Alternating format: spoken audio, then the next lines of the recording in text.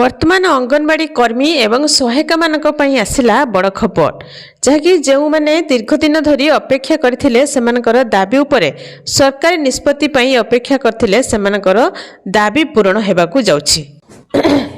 तेरे समस्त अंगनवाड़ी संघ एवं सरकारी अधिकारी मध्य एक उच्च स्तरीय बैठक अनुष्ठित होईछि जेउथिरे अधिकारी माने समस्त अंगनवाड़ी संघर दाबी गुड़िक मंजूर करछन्ति।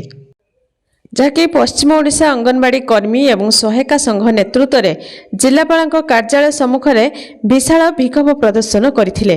विभिन्न दाबी नहीं विक्षोभ प्रदर्शन करथिले।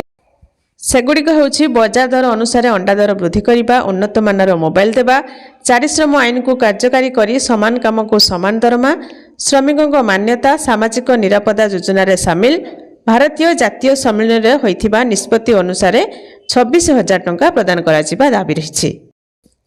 ते विक्षोभ प्रदर्शनकारी एवं अंगनवाड़ी कर्मी एवं सहायिका माने विशाल शोभायात्रा बाहरी सहर परिक्रमा करी जिलापाल कार्यालय सम्मुख में पहुंची विक्षोभ प्रदर्शन करछन्ति।